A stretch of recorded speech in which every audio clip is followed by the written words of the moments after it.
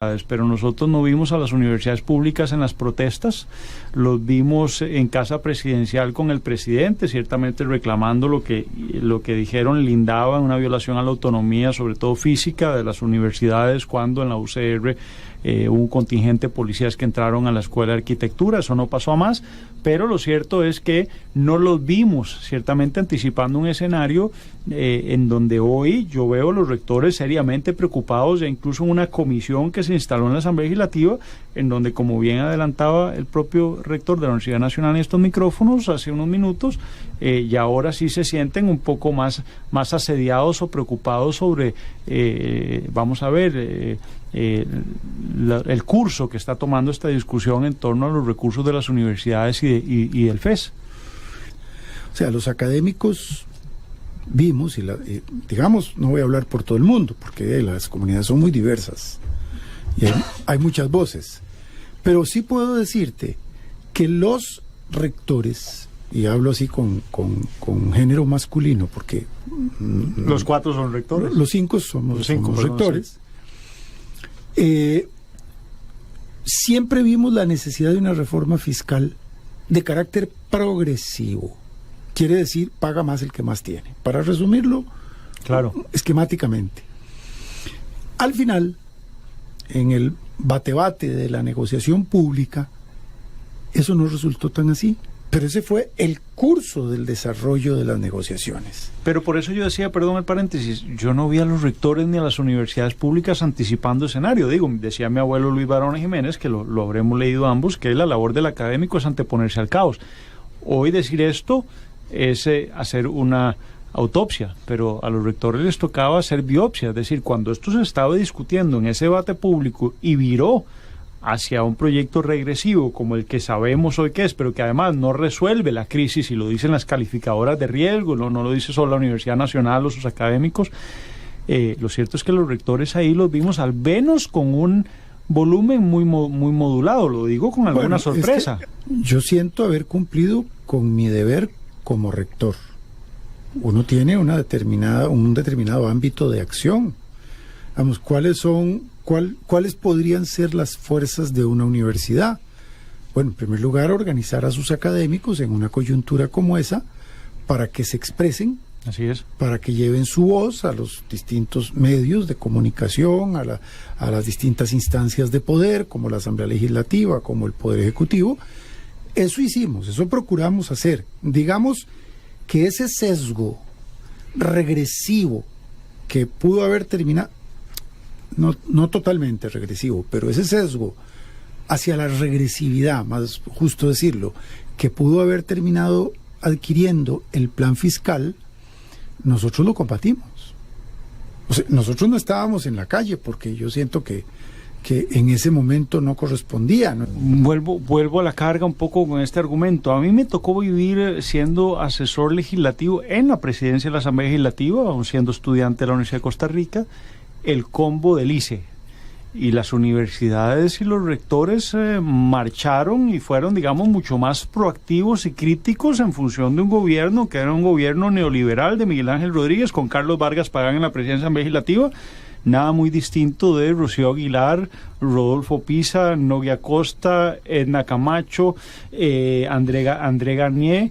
Esta vez yo no vi a las universidades. Lo mismo cuando ocurrió, ya estábamos hablando del combo del ICE, pero lo mismo cuando tiempo después las universidades lideraron una voz de protesta consciente en relación al TLC. En esta ocasión no. Primero, no se puede asimilar la coyuntura del 98 y años sucesivos, bajo la presidencia de Miguel Ángel Rodríguez Echeverría con el combo del ICE, de esta coyuntura. Son radicalmente diferentes. En primer lugar, porque la elección de este gobierno, más allá de los contactos personales o las afinidades personales que uno pueda tener con el presidente de la República, yo la tengo, ha sido mi amigo personal, etcétera. Alabo su inteligencia, su don de gente, su bonomía, su cordura en muchas coyunturas.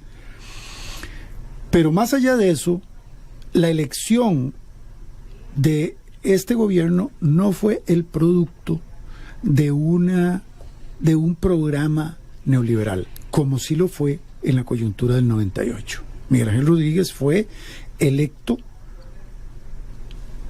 supieran o no quienes votaron por él, pero fue electo sobre la base de profesar un programa contundente, radicalmente neoliberal. El gobierno quedó atenazado, obligado, so pena de fracasar en su intento por impulsar una reforma fiscal, de negociar hacia la regresividad el plan fiscal. Entonces, no es que nosotros nos metiéramos en un cuarto ahí escondidos y atemorizados, no, estuvimos apoyando la progresividad del plan fiscal. Esa pelea, a mi juicio, digamos que no se perdió un 100%, pero sí se retrocedió. El gobierno debió ceder a las fuerzas que tiene, con las que pactó y que tiene dentro de su seno, y luego, para nadie es un secreto que para aprobar el plan fiscal que tenemos, que tiene una serie de consecuencias regresivas para la población, efectivamente, hubo que contar con el beneplácito de Liberación Nacional, de un sector de Restauración, de la Unidad Social Cristiana y el propio PAC. Lo pregunto porque aquí mismo tuve a Albino Vargas y le tuve que reconocer. Advirtieron que esto iba mucho más allá de un cambiecito fiscal, que esto atendía, digamos, a un eje neoliberal que no tenía nada que ver con el PAC, con el cual decían ellos, yo no tengo por qué suscribirlo, ¿no? Dicen ellos, sentirse traicionados electoralmente, y ciertamente lo que advirtieron, Alberto, en medio de las protestas, tenían razón, que hoy los mismos rectores lo reconocen. Era regresivo, sí. Nosotros no le entraron a las aduanas y a la evasión fiscal que ahí está, que es inmensa, que toca a los sectores más favorecidos de este país. Pero, Pablo, las tocaron. Ciertamente venía empleo público, sí. Afectaba a las universidades, sí. Todo eso se constató o no se constató.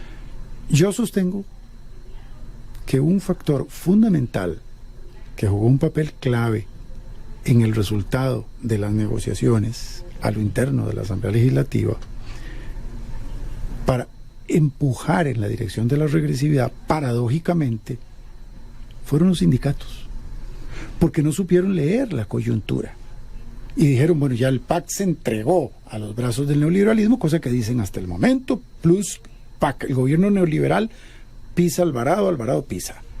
Y ese es el discurso de alguien como Albino Vargas, que lo tuviste aquí en el programa. Así es. No tenía razón, porque él empieza a acusar que el gobierno se había entregado a las fuerzas neoliberales mucho antes de que la negociación terminara, cuando pudieron haber jugado un papel muchísimo más inteligente y de negociación. Imagínate que cuando todavía no se había desenredado esa coyuntura, cuando todavía no se había resuelto la coyuntura, aparece la oportunidad de oro de que los rectores pudiésemos jugar un papel mediador. ¿Y quién lo objeta? La unidad del movimiento sindical, que en ese momento estaba comandada, entre otros, por Albino Vargas. Objeta que los rectores juguemos ese papel, descalificándonos y diciendo que nosotros estábamos entregados al gobierno neoliberal. O sea, es una pésima lectura de la coyuntura política, por puro prejuicio, por suponer que Alberto Salón tenía ligámenes de relaciones personales con Carlos Alvarado y que eso iba a sesgar su visión. Pero si cuando se sentaron a negociar le mandaron a la segunda, lo dijo de la segunda división, que no puede decir nada. Entonces, que yo no sé qué tanta, digamos, voluntad de negociación había cuando el mismo Albino Vargas, y lo vimos todos, porque además por sus frutos los conoceréis, una mesa de negociación en la que no salió nada, porque en vez de sentar ahí a Rodolfo Pizza, Rocío Aguilar, terminan sentando a la segunda división con un ministro de trabajo que no hace las veces de Pablo, o Marcia González. Eso es lo formal. De ahí no salió nada. Eso es lo formal, y ese es el discurso de los sindicatos. No, es el discurso mío, en tanto de ahí no salió nada, Alberto. Ciertamente no esa mesa de negociación estuvo tan mal instalada y tan mal pensada que lo que dice es que el gobierno no quería negociar. Lo esencial... Y ahí los rectores hubieran podido jugar un papel, digamos, relevante. Nosotros quedamos descalificados, Pablo. Nosotros quedamos como mediadores, pero no como actores. Como actores nunca nos marginamos. nunca nos marginamos, siempre insistimos en la necesidad de la negociación, porque comenzamos a ver cada vez más que ese movimiento, tal como estaba planteado, no iba para ninguna parte. Ponete a ver qué otra coyuntura, qué otro factor apareció en aquellas circunstancias relativamente cercanas que pudiese contrapesar a los diputados de Restauración, de Liberación, de la Unidad Social Cristiana, que estaban inclinando la balanza hacia la regresividad del plan. No, y a los grandes medios de comunicación y el gran capital de este país, bueno, que además también pero eso va en esa abono al línea. argumento que estoy dando. Sí, claro, pero lo que no estoy yo apoyando y comprando de esa leyenda es que el Ejecutivo era inocente en esto y que Rodolfo Pisa y Rocío Aguilar no empujaban. Desconsiderado porque somos amigos. No, pero es que poner inocencia, Alberto, pero poner en inocencia a Rodolfo Pisa o a Rocío Aguilar y tirarle todo el membrete a la Asamblea Legislativa, no creo yo que esté bien. Yo creo que esté bien. No, lo estamos leyendo, pero estamos leyendo distintos. muy diferente. Rocío Aguilar, junto con Edna Camacho, junto con... te digo que con André yo tengo a pesar de representar al empresariado, yo he tenido relación con él y es un hombre bastante comprensivo. Pero por eso te digo que aquí uno tiene que hilar fino. Vos no te puedes meter al ruido de los tarros. O sea, perdonando la expresión. ¿Qué podíamos hacer los rectores? ¿Qué era lo que teníamos que hacer? ¿Qué hubiéramos tenido que hacer? ¿Meternos a apoyar al movimiento sindical? Sí o sí. Yo, cuando hablé en la Universidad Nacional, delante de una buena cantidad de trabajadores, hice un discurso que lo tengo por escrito, te lo puedo mandar para que lo veas, donde puntualicé con qué plan fiscal me identificaba yo. Y cómo veía la coyuntura y cómo veía las fuerzas e induje o traté de inducir a ese sindicato, que no era todo, ¿verdad? El movimiento sindical tenía una fuerza relativa, traté de inducirlos a que inclinaran la balanza hacia un proceso de negociación, porque si no iban a perder, como perdieron.